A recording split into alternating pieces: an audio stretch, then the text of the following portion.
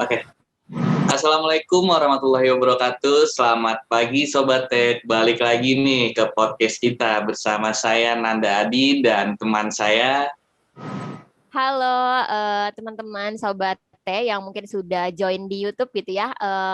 Halo, saya Korea Indah Utami, tentunya dari mahasiswa Ekonomi Pembangunan. Dan mungkin teman-teman yang udah pernah nonton podcast sebelumnya di minggu lalu, itu saya sendirian gitu ya memandunya. Tapi saat ini, hari ini saya nggak sendirian, tapi ada Nanda yang tadi udah opening. Oke Nanda, kita hari ini mau ngapain nih di sini nih? Boleh dijelasin dulu kali ya? Untuk Sobat Tech semuanya ini, untuk pada hari ini ada pembahasan tentang Diskoria. Apa sih itu? Itu adalah diskusi ekonomi ceria. Nah, dari temanya aja udah ekonomi banget nih kayak. Iya benar banget. Sekarang ini kita pasti bakal ngejelasin mengenai ekonomi yang pastinya ceria kita bawainnya begitu ya. Dan di sini juga udah ada para dosen ekonomi pembangunan tentunya. Kemudian juga kita telah hadir ini ada Bapak Dwi Sunukanto selaku dekan dari Fakultas Ekonomi Bisnis Universitas Trilogi. Gitu Nanda. Oke, baik. Sebelum kita ngobrol-ngobrol, kayaknya ada video nih kayak yang bisa kita tayangin dulu. Ya, benar banget. Sebelum kita bincang-bincang mengenai ekonomi pembangunan, boleh aku puterin satu video tentang ekonomi pembangunan tentunya yang bakal ngejelasin sedikit nih tentang apa itu ekonomi pembangunan. Boleh ya Nanda, aku share videonya? Kita tonton bareng-bareng.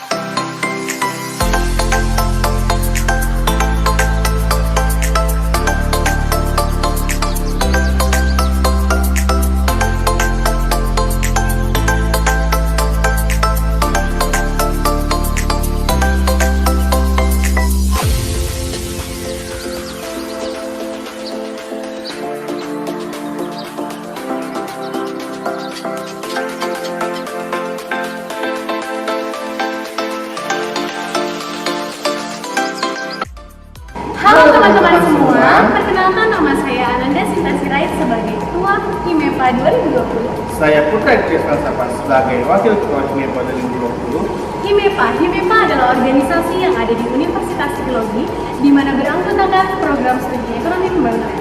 Program studi ekonomi pembangunan di Universitas Trilogi berdiri sejak tahun 2013 hingga saat ini. Untuk lebih jelas mengenai program studi ekonomi pembangunan di Universitas Trilogi, simak video berikut ini.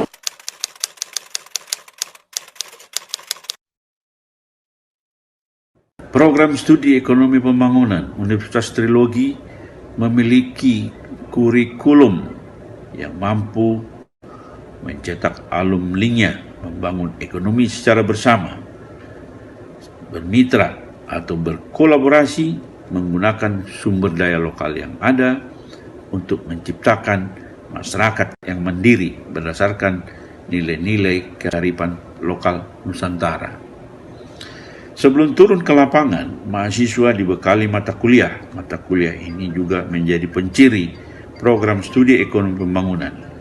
Mata kuliah itu antara lain adalah sistem ekonomi Pancasila, ekonomi kemitraan, ekonomi biru, technopreneurship, kapita selekta, ekonomi Nusantara, statistika, ekonometrika, ekonometrika lanjutan, metode kuantitatif lanjutan lain, dan kuliah kerja nyata. Selamat siang bagi kita senantiasa dan salam sejahtera bagi Anda sekalian yang sedang menonton tayangan ini. Perkenalkan saya Ayu Dudarini, salah satu dosen di Prodi Ekonomi Pembangunan Universitas Trilogi. Program studi ekonomi pembangunan menyelenggarakan pendidikan dengan memberi pendidikan, penguatan nilai-nilai Pancasila, dan berwawasan ekonomi biru. Program studi ekonomi pembangunan mampu menciptakan lulusan-lulusan sebagai entrepreneurs maupun intrapreneurs dalam bidang ekonomi, sosial, dan politik yang memiliki sikap mandiri, kreatif, serta berwawasan ekonomi biru, serta responsif terhadap peluang, kekuatan, maupun masalah dalam pembangunan ekonomi. Program studi ekonomi pembangunan Universitas Trilogi menyelenggarakan kegiatan pembelajaran dalam rangka meningkatkan pengetahuan, pemahaman, dan keterampilan peserta didik di bidang ekonomi, sosial, dan politik melalui kegiatan-kegiatan seperti magang, di forum diskusi antar dosen mahasiswa yang rutin dilakukan setiap bulan, serta kegiatan company visit di berbagai perusahaan industri, salah satunya Kementerian Desa, Bank Indonesia, Kementerian Keuangan, dan masih banyak lagi. Kegiatan pembelajaran ini ditujukan untuk menciptakan pengetahuan dan pemahaman peserta didik serta meningkatkan prestasi akademik mahasiswa, sehingga mampu mengantarkan mahasiswa menjadi mahasiswa yang berprestasi dalam taraf lokal, nasional, maupun internasional. Prodi EKP di Universitas Trilogi membekali mahasiswa-mahasiswa kami dengan mata kuliah standar yang diberikan kepada Fakultas Ekonomi di perguruan tinggi negeri lain, swasta juga, bahkan di negara lain. Selain mata kuliah standar tersebut, Prodi EKP di Universitas Trilogi juga membekali mahasiswa-mahasiswanya dengan nilai-nilai kebangsaan dan kearifan lokal yang berdasarkan jati diri bangsa Indonesia dalam mendalami masalah-masalah dan pengetahuan tentang ilmu ekonomi. Di antaranya adalah dengan mengembangkan Koperasi Indonesia, sistem ekonomi Pancasila, kearifan lokal ekonomi etnis Nusantara, dan hal-hal yang berkaitan dengan kebangsaan. Saya namanya Ibu Ita Burhan. Nah, Prodi EKP ini dia itu lebih mengajarkan ke mahasiswa gabungan dari 4 kemampuan. Ya. Jadi yang pertama itu adalah teknopreneur. Apa itu teknopreneur? Jadi mahasiswa itu dilatih, diajarkan bagaimana untuk berbisnis, ya, berwirausaha swasta. Kemudian yang kedua adalah kemampuan kolaborasi. Jadi dalam melakukan bisnis tersebut bersama-sama dengan teman-teman kuliahnya berkolaborasi, bekerja sama melakukan suatu bisnis. Kemudian yang ketiga diajarkan kemampuan kemandirian. Ya. Jadi kemampuan kemandirian itu mahasiswa diajarkan bagaimana untuk tidak bergantung dengan orang tua atau fasilitas-fasilitas, tetapi bersama-sama dengan teman-temannya melakukan suatu karya atau suatu bisnis dengan kemampuan masing-masing yang didapat dari bangku kuliah. Kemudian yang terakhir adalah kemampuan keterampilan analisis di bidang ekonomi. Jadi mata kuliah seperti ekonomi mikro, makro itu memang dari tingkat 1 sampai tingkat akhir memang mengajarkan mahasiswa untuk dilatih untuk menganalisis. Jadi setiap pertanyaan di mikro makro itu pasti jawabannya itu adalah dengan cara menganalisis dengan menggunakan teori-teori yang diajarkan. Assalamualaikum warahmatullahi wabarakatuh. Perkenalkan, nama saya Zul Abdullah. Saya salah satu dosen di Universitas Trilogi, program studi ekonomi pembangunan. Mungkin saudara-saudara sekalian masih belum banyak mengenal program studi ekonomi pembangunan. Apa itu program studi ekonomi pembangunan? Program studi ekonomi pembangunan itu adalah ingin mendidik mahasiswa-mahasiswi untuk bisa menganalisis, membahas, memecahkan masalah tentang keadaan perekonomian di suatu negara, keadaan regional atau daerah di suatu negara.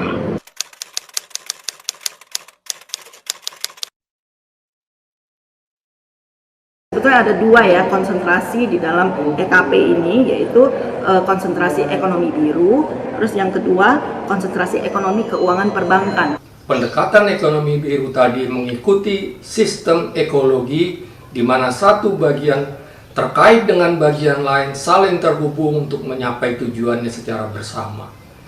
Dengan demikian, selain ramah lingkungan dan nirlimbah, tidak melibatkan limbah, bahkan limbah dari satu proses produksi bisa digunakan menjadi input bagi proses produksi berikutnya. Contoh kecil yang paling klasik adalah penggunaan ampas kopi yang selama ini dibiarkan saja terbuang dengan sia-sia. Namun dengan pemikiran ekonomi biru tadi, ampas kopi bisa menjadi media tanaman untuk menumbuhkan jamur, dan kemudian jamur bisa menjadi untuk pangan dan pakan ternak juga, dan digunakan untuk kegiatan-kegiatan ekonomi yang lain. Nah, mahasiswa juga diberi alat-alat analisis yang bersifat kuantitatif dan kualitatif. Maka Universitas Teknologi sebagai pionir yang disebut dengan ekonomi biru, di mana ekonomi biru itu adalah suatu kondisi yang menciptakan industri itu nanti zero waste. Artinya itu sampah pun, sampah daripada industri bisa dimanfaatkan untuk kemaslahatan masyarakat itu sendiri. Pembelajarannya juga bersifat teoritis, bersifat aplikasi, sehingga nanti mahasiswa itu benar-benar terjun ke masyarakat, nanti sudah tidak mengalami kendala atau hambatan-hambatan. Itu yang membedakan ekonomi pembangunan yang ada trilogi ini tadi.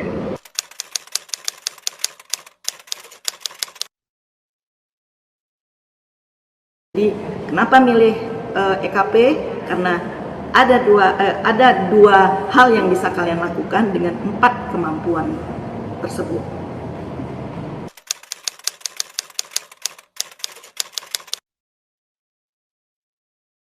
Mari bergabung dengan program studi ekonomi pembangunan Universitas Trilogi. Belajar, berdiskusi, mengelola ekonomi Indonesia yang adil dan makmur bagi seluruh warga negara Indonesia. Oke, untuk para calon mahasiswa Universitas Trilogi, khususnya lulusan dari SMA, mari bergabung ke program studi ekonomi pembangunan di Universitas Trilogi. Kenapa?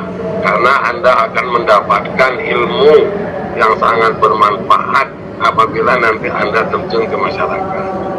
Anda akan mendapatkan suasana kampus yang sangat asri, ya. Yang Anda akan mendapatkan kurikulum pembelajaran, ada prakteknya, ya. Anda akan mendapati dosen-dosen, ya, teman-teman yang sangat-sangat familiar, dan juga nanti Anda akan mendapatkan pelatihan-pelatihan apabila nanti Anda terjun ke masyarakat apabila Anda sudah lulus dari Universitas Teknologi.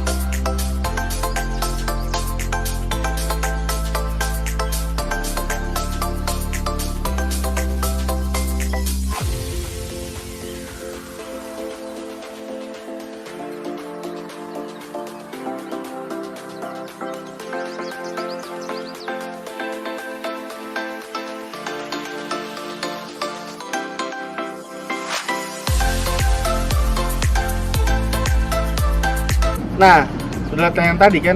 Yuk gabung di program studi ekonomi pembangunan Universitas Trilogi. Kami tunggu ya.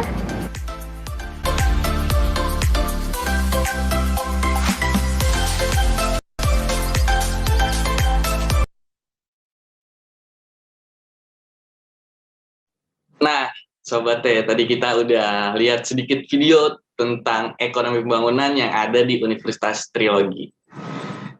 Oke, baik. Pada tema pokok pembahasan hari ini itu mengenai ekonomi industri. Oke, di sini ada Pak Mangasi Panjaitan selaku Kepala Prodi Ekonomi Pembangunan. Pak Mangasi, izin bertanya nih Pak, apa sih Pak ekonomi industri itu Pak?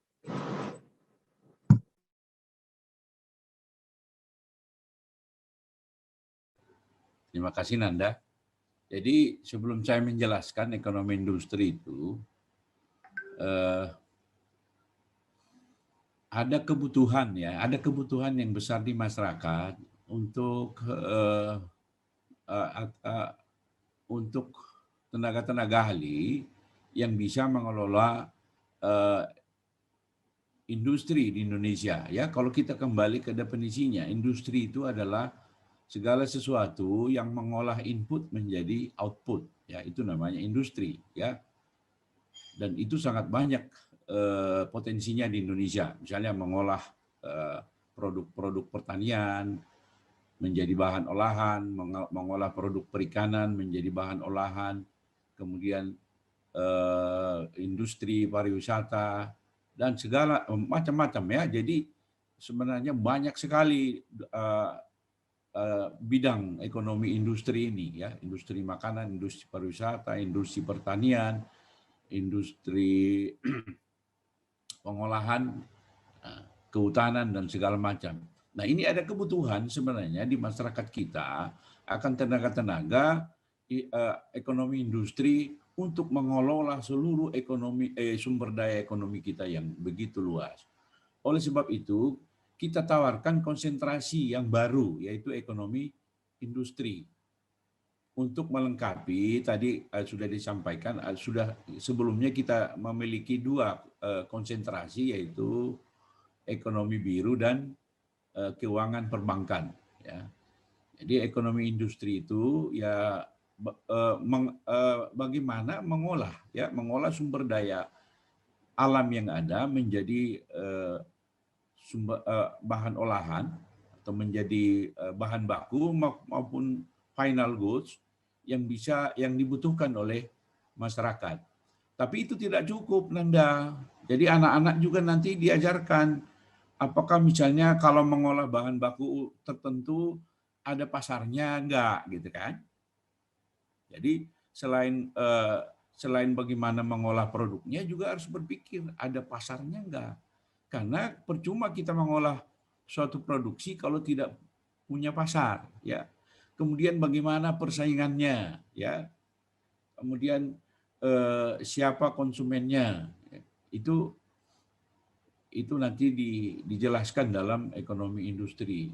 Apakah pasarnya, struktur pasarnya, apakah bersaing sempurna, apakah monopoli, apakah duopoli atau oligopoli. Artinya dia harus tahu dia sendirian nggak di pasar itu. Kemudian pasarnya seperti apa, aturan-aturan di pasar itu seperti apa, ya. Apakah ada misalnya larangan ekspor impor, kemudian hal-hal lain. Nah, itu nanti akan diajarkan anak-anak itu sehingga tidak saja serta-merta masuk ke dalam pasar, tapi dia harus mengerti pasarnya, ya.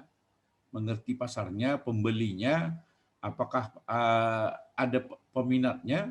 Kira-kira intinya begini, kalau kita mau memproduksi suatu produk, ada nggak demand-nya? Ada nggak pasarnya? Kalau ada pasarnya seperti apa? Ya, apakah bersaing sempurna? Apakah sendirian? Atau bersama perusahaan-perusahaan lain? Karena akan beda kebijakannya ya. Kalau sendirian akan beda, kalau sendiri kan namanya monopoli ya. Kemudian kalau banyak sekali kan namanya apa? Persaingan sempurna, competitive market ya. Kalau beberapa namanya oligopoli. Jadi setiap struktur pasar ini menuntut strategi yang berbeda supaya perusahaannya eksis dan bertahan ya. Itulah kira-kira intinya ekonomi industri ya. Nanti yang lain akan ditambahkan oleh dosen kalian yang lain yang hadir pada siang hari ini. Ada Pak Budi Purwandaya, ada Pak Jet Abdullah, ada Ibu Ayu ya. Nanti akan mereka tambahkan ya. Begitu Nanda. Oke, baik pemaparannya. Jadi setiap industri itu harus punya pasar juga, Pak ya. Jangan hanya punya ide aja gitu. Betul, betul. Jadi ada dulu pasarnya baru dikembangkan ya. Baru dikembangkan. Oke. Jadi ada riset pasarnya. Kalau nggak ada pasarnya, nggak apa-apa, bisa juga, cuma agak sulit ya. Ya kan ada dua pendekatan ya. Ada pendekatan yang pertama disebut demand create supply ya. Ada supply create demand ya. Seperti handphone. Barang-barang baru tuh biasanya pasarnya belakangan. Di create dulu produknya, baru dicari pasarnya. Ada pendekatan yang lain, cari dulu pasarnya, kemudian di create produknya ya. Tapi yang umum terjadi adalah demand create supply. Begitu Nanda. Baik Pak, kalau begitu Pak. Oke, keren banget ya Nanda, ilmu dari Pak Mangasih nih mengenai ekonomi industri. Mungkin itu kan pendapat dari Pak Mangasih ya selaku Kaprodi kita gitu ya. Mungkin kita bisa minta satu pendapat lagi mungkin dari dosen kita gitu ya di ekonomi pembangunan. Boleh kan ya Nanda ya? Boleh dong Kak. Oke, mungkin ini yang di sini sudah on cam, mungkin Pak Z gitu ya, kan minggu lalu Pak Z juga belum hadir gitu, belum sempat hadir di podcast kita. Nah, hari ini nih ya, boleh banget Pak Z bisa jelasin lagi mengenai ekonomi pembangunan dan hal-hal unik lain yang bisa didapetin di ekonomi pembangunan. Boleh Pak Z, silakan. Oke, terima kasih Arya dan Nanda. Ya. Yang minggu kemarin nggak hadir, sudah izin karena Pak Mangasih sudah tahu ya kenapa. Jadi saya ingin melengkapi apa yang dikatakan oleh Pak Mangasih sebagai Kaprodi, apa itu ekonomi industri. Kita jangan lupa bahwa sejarah Universitas Trilogi ini kan dari Stekpi. Stekpi dulu itu berbicara keuangan dan perbankan.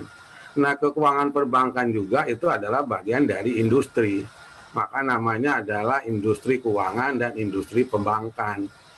Jadi satu segi yang dibahas Pak Mangasih adalah dari aspek produk yang nyata, sedangkan kalau kita berbicara keuangan dan perbankan juga adalah industri. Nah, bagaimana mahasiswa itu nanti dibekali mempelajari aspek-aspek yang berkaitan dengan keuangan dan perbankan, apalagi di zaman sekarang ini sektor ini sangat dominan di dalam menunjang perekonomian negara kita ya. Maka itu sekarang ini misalnya kita berbicara ke depan itu dengan perbankan syariah, nanti bicara perbankan asuransi syariah dan segala macamnya konsentrasi itu adalah bagian dari ekonomi industri ya. Nah, terkait dengan itu juga mahasiswa itu nanti akan dibekali dengan tadi yang saya sampaikan juga adalah keahlian-keahlian ya di bidang misalnya sekarang di bidang teknologi di dunia keuangan dan perbankan. Itu yang membedakan kita itu. Jadi mahasiswa nanti ada sertifikasinya misalnya di bagian keuangan dan perbankan di samping aspek yang tadi disampaikan oleh Pak Kaprodi, Pak Mangasih. Jadi itu yang memberikan bahwa ekonomi pembangunan itu di Trilogi itu membedakan dengan ekonomi pembangunan yang ada di perguruan tinggi lainnya tadi. Artinya mahasiswa itu akan dibekali, mereka akan begitu mereka akan lulus, mereka itu sudah siap tempur kata orang karena pelurunya udah banyak ya. Kalau kita berbicara ekonomi secara nasional itu tidak lepas dari industri secara manufaktur dan industri secara jasa. Jasa tadi adalah perbankan dan keuangan. Itu yang bisa saya tambahin. Terima kasih. Baik, terima kasih Pak Z, cukup menarik ya tentang filosofi begitu ya dari Universitas Trilogi, sebelumnya memang Stekpi begitu. Baik, Nanda, jadi nih selain ada Bapak Ibu dosen juga di sini, ini nih ada dua alumni ekonomi pembangunan yang memang keren juga nih, lulus dari ekonomi pembangunan Trilogi, terus udah ada yang jadi wirausaha begitu. Sorry Iya, Pak. Maaf, sebelum lanjut, mungkin ada yang mau disampaikan senior kami, Pak Budi. Ah, iya. Ya. Boleh. Boleh, Ya. boleh. Pak Budi selaku senior di EKP begitu ya, dosen kita nih cukup fenomenal juga nih. Boleh Pak Budi menyampaikan tentang ekonomi pembangunan gitu untuk menambahkan tadi pendapat dari Pak Mangasi dan juga Pak Z.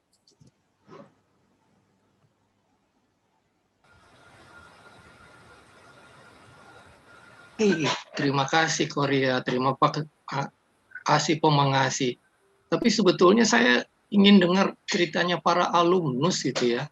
Kita sudah punya alumnus yang bahkan sebelum lulus saja mereka sudah berbisnis gitu. Itu kan ide yang ingin disampaikan dari kita di Unsas Trilogi ini. Dua-duanya sudah hadir di sini. Mungkin diberikan kesempatan dulu alumnus bercerita tentang program studi ekonomi pembangunan Pak Mangasi, kalau boleh Pak Mangasi. Baik, Saya Pak. nanti mendampingi mereka. Ya, kembali ke Kori dan Nanda, silakan. Oke, baik. Kita langsung aja kali ya mempersilakan dua alumni kita ya Nanda ya. Ini ada siapa nih Nanda? Dua alumni Ada dari ekonomi yang pembangunan. sudah hadir Kak Fujika Lestari dan Kak Seprianto. Selamat datang para alumni kakak-kakak. Halo. Halo Kak. Halo, terima kasih. Oke, mungkin yang boleh yang maksudnya yang disilahkan nih untuk memberikan apa namanya pengalaman pernah join di ekonomi pembangunan teknologi. Mungkin Kak Seprianto terlebih dahulu ya, karena yang saya tahu nih Kak Seprianto tuh lulusnya sudah lumayan lama juga nih, berarti udah banyak pengalaman nih mengenai ekonomi pembangunan. Silakan Kak Seprianto.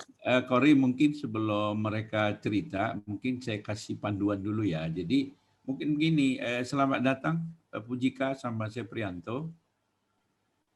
Kalian kan sudah kerja nih ya, saya lihat nih sekarang nih sudah tambah ganteng nih Seprianto, udah tambah cakep lah ya, beda dengan berapa tahun yang lalu ya. Berapa tahun yang lalu ketemu dia masih hitam mukanya, sekarang sudah bersih, celing ya. Cuma Pujika saya belum lihat mukanya, tapi kalau lihat fotonya sih makin keren. Nah, tapi bukan itu yang mau diminta disampaikan. Sejauh mana ilmu yang kalian pelajari, yang diberikan di EKP mendukung karir kalian saat ini, ya. Barangkali itu intinya ya, karena berdasarkan tracer study yang pernah dilakukan oleh EKP bahwa keterkaitan antara ilmu yang diperoleh di prodi EKP dengan pekerjaannya itu hampir 100%. Ya. Kemudian para user juga bersaksi bahwa kinerja alumni EKP itu 60% itu baik sekali dan 40% itu baik. Ya. Barangkali itu panduannya ya, Sepri sama Pujika ya. Kembali ke Kori dan Nanda. Silakan.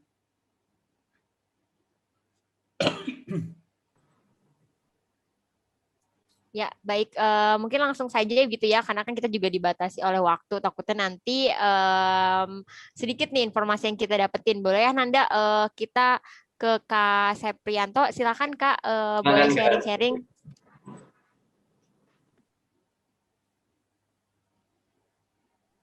Bismillahirrahmanirrahim. Assalamualaikum warahmatullahi wabarakatuh. Salam kenal untuk adik-adik semua. Terutama yang saya hormati dosen-dosen dan juga para sivitas akademik teknologi ya, yang selalu membimbing ketika kami di perkuliahan. Saya hello juga untuk Pak Mangasi, yang terima kasih sudah bilang putihan atau gantengnya. Udah nggak hitam katanya ya Allah. Untuk Pak Budi, Pak Z juga terima kasih waktunya. Izin sharing mungkin terkait dengan tadi apa yang disampaikan oleh Pak Mangasi ya. Yang jelas jurusan EKP ya sangat berpengaruh dalam aktivitas pekerjaan kami sehari-hari. Terutama kalau saya kan sebetulnya di bidang swasta jatuhnya, karena memang merintis sendiri. Jadi saat ini tuh saya foundernya Rumah Sosial Kutub namanya. Jadi Rumah Sosial Kutub itu sebuah NGO, lembaga sosial kemanusiaan yang ada di hari ini.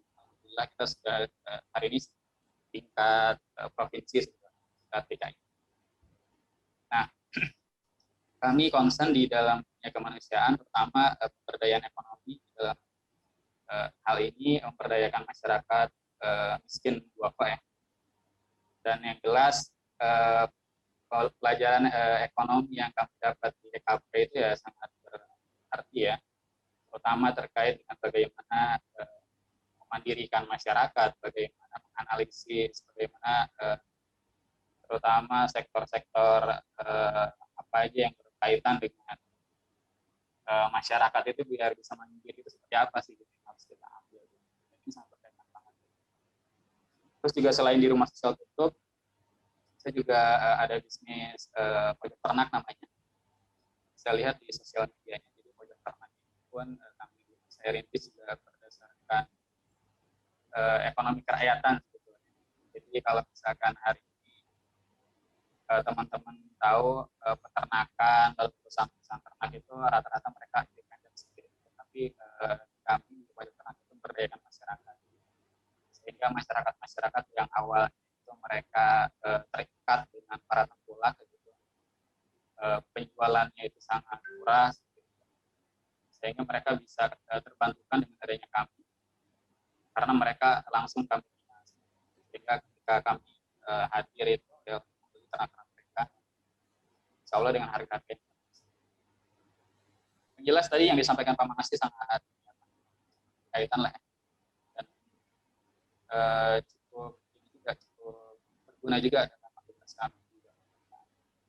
Sedikit lagi mungkin cerita perjalanan saya di ekonomi pembangunan ya, yang memang awalnya sebelum lulus juga alhamdulillah karena prodi ekonomi pembangunan, jadi masyarakat tahu atau dunia kerja juga tahu sebetulnya segmennya di mana saja gitu. Saya belum lulus pun sebetulnya ketika itu semester 7 pun sudah masuk kerja seperti di muamalat, di anak perusahaan bank muamalat waktu itu. Itu juga saya di bidang pemberdayaan masyarakat. Jadi ada yang namanya pembinaan terkait dengan kredit-kredit, terutama ini apa, pengelolaan masyarakat duafa ini biar bisa mandiri karena kredit-kredit tersebut seperti itu. Itu pun sangat berguna ya, sehingga saya pun ketika sebelum lulus di karena ada pengalaman di muamalat 17, sebetulnya saya keluar dari muamalat untuk mendirikan NGO sendiri, mendirikan lembaga sendiri. Alhamdulillah sudah 3 tahun hari ini. NGO yang saya dirikan di rumah sesuatu itu bisa cari nanti rumah sesuatu.org ya, di Twitternya dan Instagram. Dan salah satu concern program saya di rumah sesuatu itu adalah sebetulnya penanganan minyak jelantah yang ada di kota-kota besar yang ada di Indonesia. Alhamdulillah sampai saat ini penanganan minyak jelantah itu sampai saat ini dari awal kita mulai dari 2018 itu kurang lebih ada sekitar 250-an ton sudah tertangani. Itu pun menjadi rekor kami ya. Dan alhamdulillah Pak Anies Baswedan pun sangat merespon program-program ini, sehingga energi terbarukan terkait diesel yang dihasilkan dari minyak jelantah itu bisa terus berkembang. Harapannya sih pabrik-pabrik biodiesel itu bisa ada di Indonesia gitu. Kalau untuk saat ini kami masih mengekspor ke Jerman ya, walaupun kami bekerja sama dengan pihak ketiga untuk melakukan ekspor ke Jermannya gitu. Karena memang ini membutuhkan hal yang sangat detail ya, karena Eropa itu memang sangat ketat terkait dengan ekspor limbah terutama. Dan sedikit cerita lagi, ini pun ada ceritanya juga dengan Fujika sebetulnya. Ini saya senang dari sini bertemu dengan Fujika langsung, karena kontaknya juga hilang ya. Jadi cerita terkait minyak jelantah ini sebetulnya cerita ketika saya diajak Fujika waktu itu, Kak kita ngumpulin minyak jelantah yuk gitu, karena dia ada rekanan katanya di Eropa, kita kirim gitu, kita ngumpulin dari warung-warung celele gitu. Nah, alhamdulillah ketika saya di rumah sosial, saya kepikiran gimana kalau misalkan minyak jelantah ini kita bikin namanya gerakan sedekah gitu, yang mana limbah di rumah tangga itu minyak jelantah itu gak ada yang menangani. Kalau memang kita semua hari ini minyak jelantah itu ya kita buang ke wastafel, ke selokan gitu. Tapi ternyata justru sektor rumah tangga itu nggak ada yang menangani dan nggak ada jual belinya karena memang jumlahnya sangat sedikit. Makanya kami di Rumah Sosial Kutub itu membuat sebuah gerakan namanya Gerakan Sedekah Minyak Jelantah. Kami branding namanya Kampung Tersenyum kalau di DKI Jakarta. Alhamdulillah di Jakarta Selatan itu cukup masif ya untuk gerakan minyak jelantah itu, segera minyak jelantah itu. Sehingga dengan adanya gerakan itu, limbah minyak jelantah yang ada di rumah tangga itu bisa cepat terkumpul gitu. Dan bisa cepat tertangani. Karena memang sektor minyak jelantah ini kan sektor yang sangat riskan juga ya. Banyak orang penyalahgunaan ya, terutama digunakan kembali, dijernihkan kembali, dijual di pasar tradisional yang itu dampaknya sangat negatif untuk terutama masyarakat yang kurang mampu. Gitu. Karena mereka yang jadi ininya ya, pemakai utamanya terutama pasar tradisional. Alhamdulillah dengan adanya gerakan ini, masyarakat lambat tahun tersadarkan deh. Sehingga gerakan sedekah minyak jelantah ini cukup dikenal hari ini di kalangan masyarakat dan juga sangat didukung oleh pemerintah DKI Jakarta hari ini. Bahkan kami pun diperlombakan di ajang namanya itu layanan inovasi publik ya di PAN-RB ya, dan masuk ke top 99 program terbaik di layanan inovasi publik itu tingkat nasional ya. Jadi waktu itu Pak Anies Baswedan yang mempresentasikan, sehingga program kami juga diakui oleh ya. Mungkin itu saja yang bisa saya sharing ya. Yang jelas sangat berguna sekali ya, terutama cara pandang ekonomi pembangunan terhadap suatu permasalahan, terutama permasalahan ekonomi secara makro gitu. Dan juga bagaimana menyelesaikan permasalahan ekonomi secara mikro, terutama kasus-kasus perkeluarga gitu.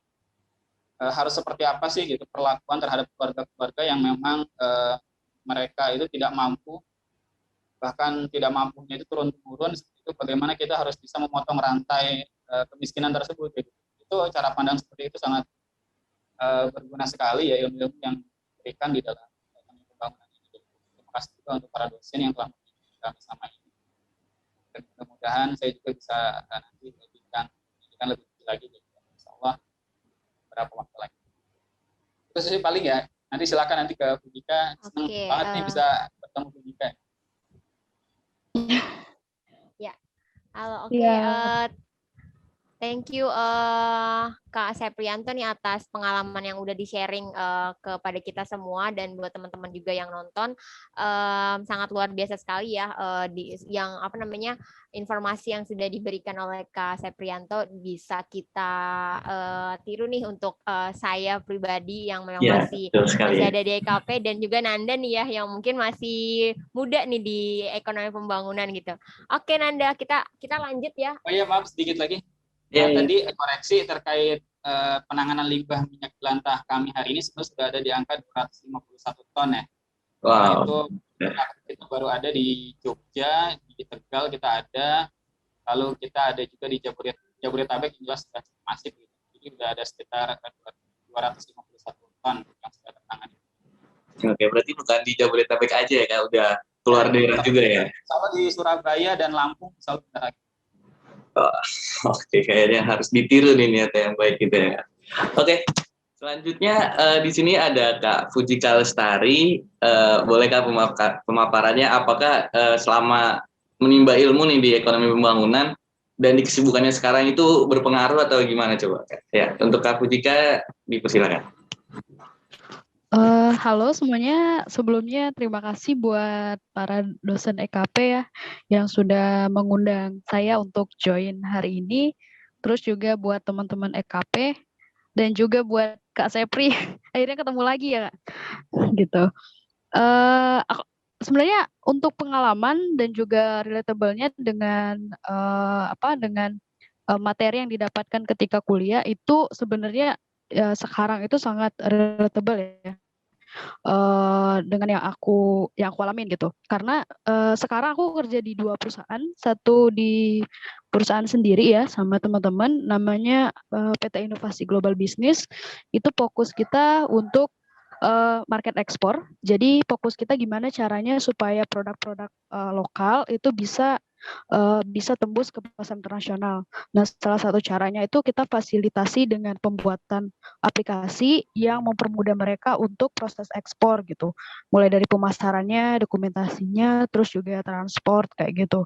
Terus juga di sana kita ngasih namanya market analysis ya. Market analysis untuk suatu produk bisa diekspor ke negara A itu gimana gitu caranya. Nah, itu kita pakai teori-teori yang diajarkan di ekonomi pembangunan gitu. Salah satunya misalnya ada RCA, terus ada alat analisis kayak misalnya SPSS ya, terus juga dan lainnya gitu. Terus juga ada website-website yang buat olah data kayak gitu. Nah, itu kita pakai gitu. Dan menurut saya itu sangat relatable dengan apa yang diberikan ketika saya kuliah di EKP gitu. Terus yang kedua, saya juga kerja di perusahaan ya, di perusahaan orang ya kalau ini ya. Itu fokusnya ke finance ya, financial market, dan itu memang lebih banyak ilmu makronya yang kena di sana. Ilmu finance sama ilmu ekonomi makro ya, kayak misalnya Amerika bikin kebijakan apa, nah itu nanti pengaruhnya ke dolar itu gimana kayak gitu. Nah itu saya juga bantu buat analisis di sana gitu. Jadi kalau misalnya keterkaitan antara apa yang saya dapatkan ketika kuliah di EKP dengan apa yang saya kerjakan sekarang itu sangat terhubung gitu, atau sangat terkait sih menurut saya gitu. Terus juga selama di EKP jujur aja menurut saya EKP itu salah satu jurusan yang ngasih fleksibilitas ke mahasiswanya untuk berkarya ya. Jadi nggak ada larangan misalnya ada kesempatan A dan EKP itu nggak ngelarang gitu, nggak boleh gitu karena harus fokus 100% belajar gitu. Itu enggak gitu. Justru di EKP ini banyak dosennya, terus juga banyak lingkungannya yang ngedorong buat oke gitu. Ya nggak apa-apa gitu selama bisa balance antara belajar dan juga aktivitas gitu. Kalau menurut saya sih gitu buat Nanda dan juga Kori, terutama buat dosen-dosen, thank you banget udah ngasih kesempatan ini buat Pak Mangasih, Pak Budi, Pak Z, Bu Ayu gitu. Mungkin begitu aja. Terima kasih. Ya Kak, terima kasih atas pemaparannya Kak. Kayak pengalaman kerja sekarang tuh udah luar biasa banget ya Kak. Udah membangun perusahaan sendiri, udah join di perusahaan yang lain juga. Mungkin ilmunya bisa kita tiru juga nih Kak Pudika ya.